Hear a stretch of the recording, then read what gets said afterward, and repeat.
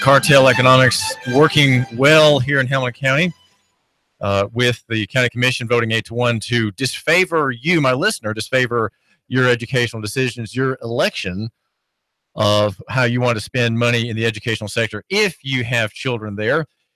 And the decision to raise taxes, of course, means that you're on your property. The privilege that you have of owning property in the county, that will be a little bit more burdensome for you. The money collected will be going to a pot of about $30 million, which the school board doesn't really know what to do with. It's got no plan, according to Dr. Hollander, no plan exactly where this money is coming. We're all feeling good now. We have some choices we can make. We have a kind of a luxury of being able just to sit back and really think through how we're going to spend money on the public benefit, ostensibly in care of children who are our inmates every day for many hours. Objecting to the increase in the tax rate at yesterday morning's meeting was Mark West of the Chattanooga Tea Party. He spoke against it there, and also did a colleague on of that conservative group. We have Mark West on the line. Mark, what is the reasoning? What did you tell the commissioners yesterday? And give my listener who's concerned about his personal fiscal health a view of where county government has gone awry and amiss. Mark West. David, thanks for having me on your show. And to answer that question, I want to go back 2.5 years ago. It was March 2015. I was at that time again in front of the county commission and trying to inform the public and our community of a vote that they were about to cast then in favor of a pilot, which is a tax break program that the city and the county offers to developers.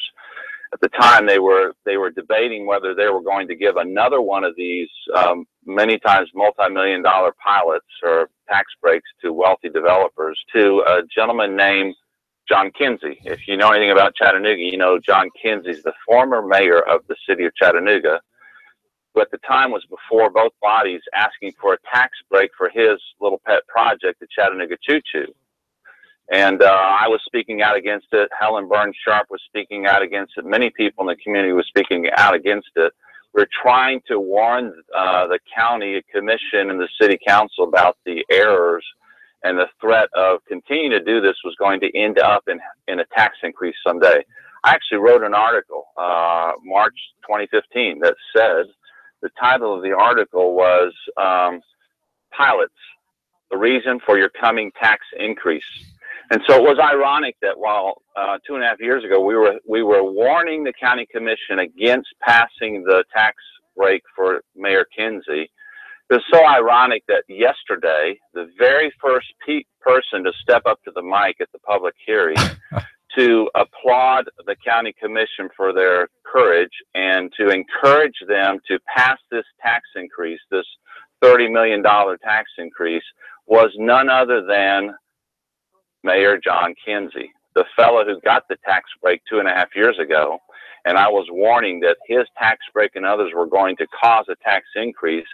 This particular gentleman is first on one hand saying, I pay $500,000 a year in property taxes, but I'm in favor of this tax increase. So please, commissioners, pass this tax increase. And yet what was left unsaid until I stepped up to the mic was, but this is one of the men of many that got all these tax breaks. Now, it should be noted that the sum of 1 year's worth of pilot tax breaks to these wealthy developers like John Kinsey is about $20 million a year in the city and county. $20 million a year. Helen Burns-Sharp, she does some great work at Accountability for Taxpayers' Money, ATM. She has estimated that the sum of all these pilots is about $400 million worth of tax breaks that the city and the county have given away. And so when you begin to give away money that is rightfully and legally yours, and you give it away as incentives to people who are wealthy anyway and have significant budgets, at some point in time, you know, you have to pay the piper.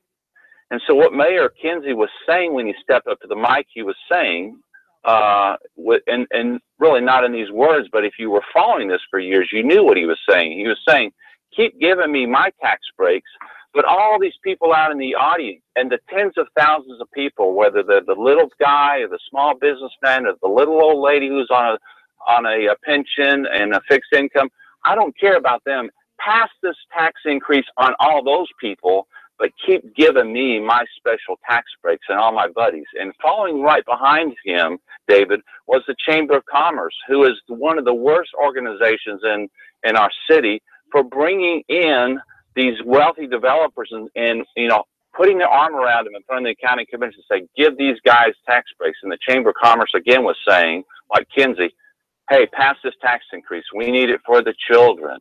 Okay. So basically that was my message when I stepped up to the mic. I said, it's ironic, county commissioners, that the first person off to take a swing at the ball was John Kinsey, thanking you, basically in essence saying, pass the increase on all these people. But what was unspoken was, thanks for the tax increase. Well, Marquis, maybe John Kinsey is having, Mark, maybe John Kinsey is having maybe a regret, because if he's approving of a higher tax increase, he'll be paying that tax too. But your point is that the gains he has through the pilot freebie far outweigh any increase that he'll be paying as the rate stays where it is. Why is this effectively? David, I think you just have a momentary lapse there. That John Kinsey will not pay that tax increase, because John Kinsey is a businessman and he has businesses. And businesses don't pay taxes, okay? In essence, they pass those taxes on to their customers. And so in John Kinsey's case, he's a landlord. So guess who's going to pay those tax increases? All the people who are renting from him. Their monthly rental includes the cost of property taxes that their landlord pays. And there's nothing wrong with that. That's the way business works. But at the end of the day, he's saying, I pay $500,000 of property taxes. No, he doesn't. He pays it and he passes on to his customers, his clients, his tenants. So it really doesn't affect him at the end of the day. And but it does affect, I mean, you and I and the little lady who's living on a fixed income and the small businessman, they have no one they can pass it on to, you know, so they're stuck with this thing. And so the sad thing, here's the numbers though, that I want to also suggest that perhaps the county commission didn't do their job, not only on the pilot issue by giving away too many tax breaks, but secondly, we're talking about a $680 million budget and a $30 million tax increase. People can't understand those numbers. So let's knock a bunch of zeros off those numbers. And let's say that you made $68,000 a year as a family, and you had a $3,000 a year shortfall. Okay, those are the two numbers. Those are the equivalent numbers to what the county was dealing with.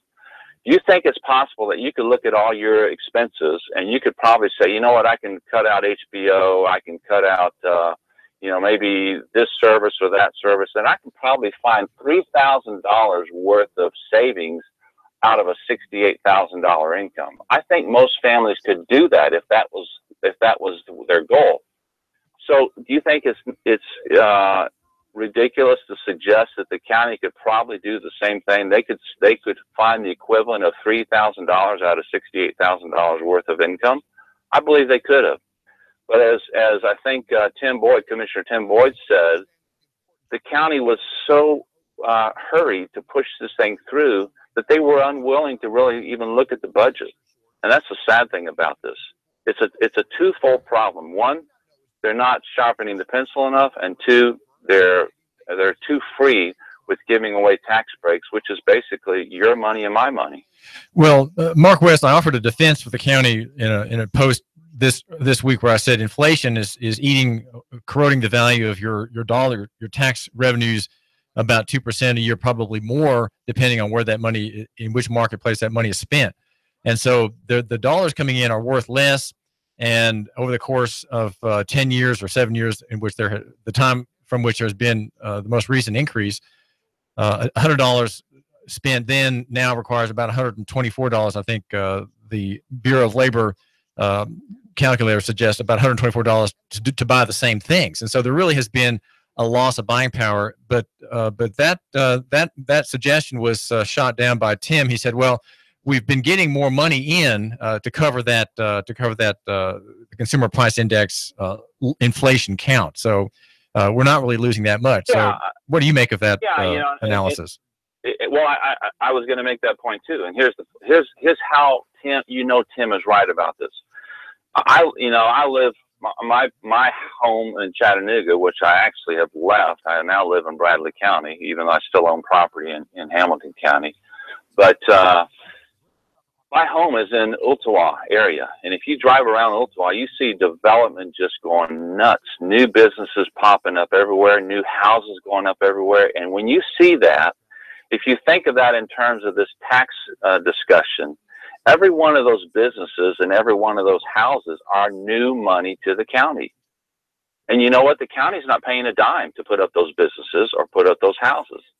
Okay, so when you see those and you hear the counties or even your argument saying, well, inflation's eating into our money. Yeah, but what about all the new development that is going up that's bringing new money to you that you didn't pay a dime for?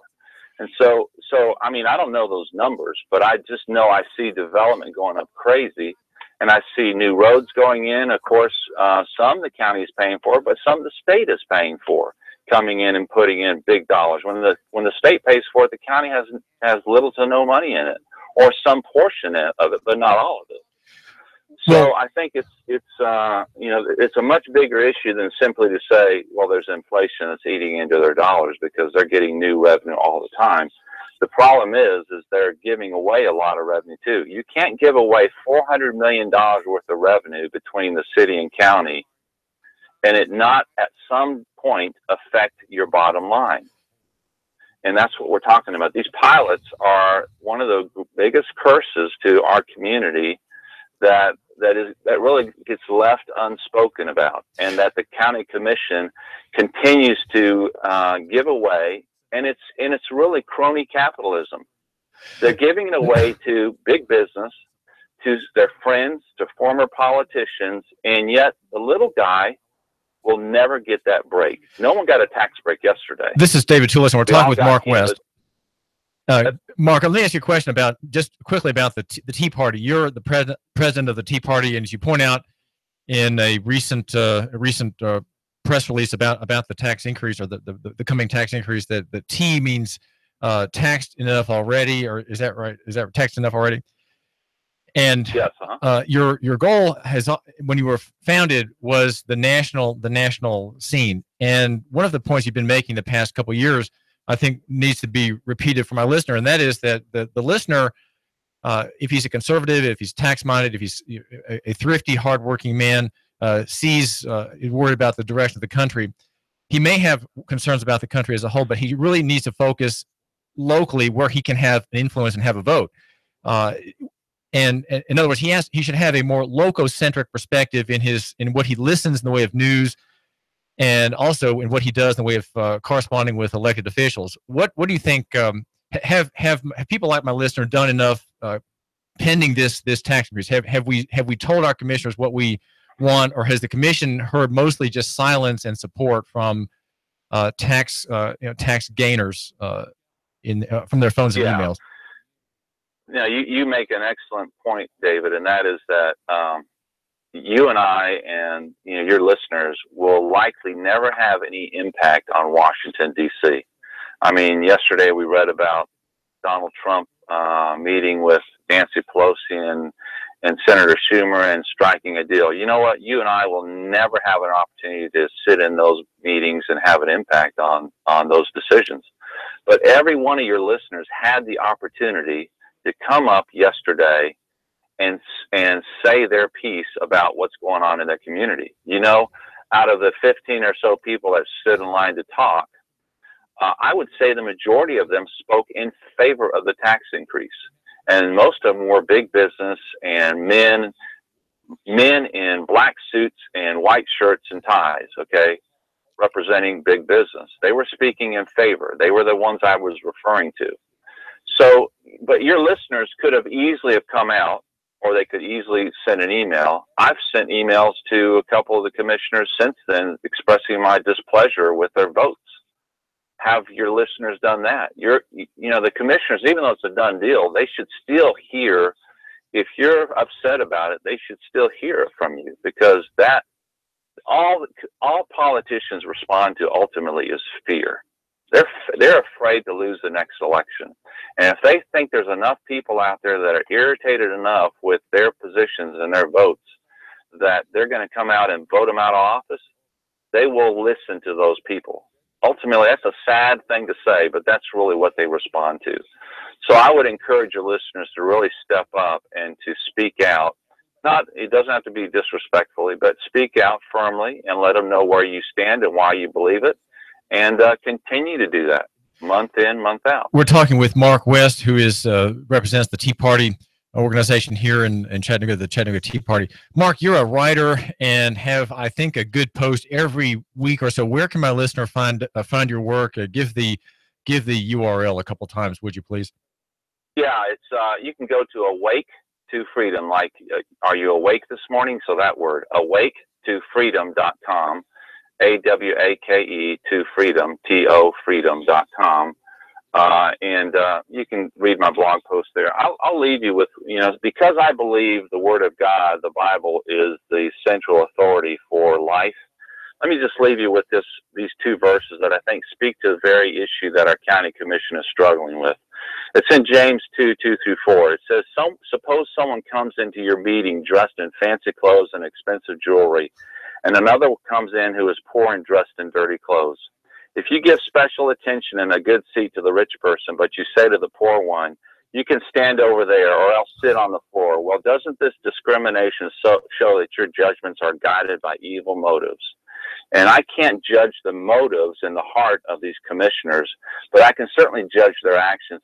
And their actions have suggested that they prefer the wealthy, the guy who's dressed in suits and ties, versus the little guy who isn't so wealthy and is struggling to make ends meet. I can judge their actions by their votes, and their votes consistently prefer the wealthy guy over the little guy, and that's a sad thing, and that's something that these verses speak very clearly against. And so these are the things that drive me, and I hope people will be concerned about them as well. You said there was a second verse. Can we have that one too, or is it not handy, Mark? No, that was them. That was the two okay. Verses together. Well, listen, Mark West, thanks again. We're talking with Mark West, David Tulis here, and his blog is he's a blogger with a big pen too. It's awaketofreedom.com. That's Awake to Freedom. Mark, again, thanks for joining us.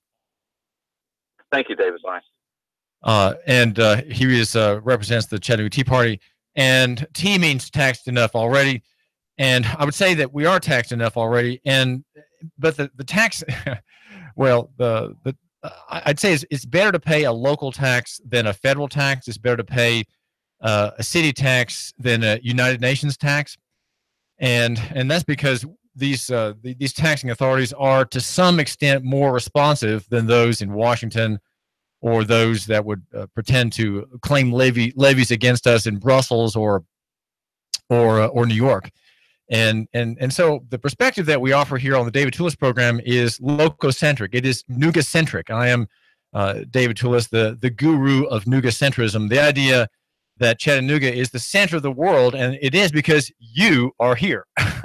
Right? We're at the center of the universe, even though there's not Hurricane Irma about to pounce on us. We're at the center of the universe simply because that's the way God made us, and we are made in space and time. We are physical beings, and we're here. And you, my listener, and I, assuming you're not watching me from China, we're in the same location, in the same place. And so the affinity of place is one I think we need to rely on to come to a better sense of who we are as a city and as a county, and to find ways without force, right, without compulsion, without policy, without statute, find a way to solve our problems, to bring humanity back, to find grace, to have more grace exercised among more people, as of course God exercises grace to His people here, the fallen race redeemed by Christ's blood and satisfaction for our sins. That's the argument of Christianity.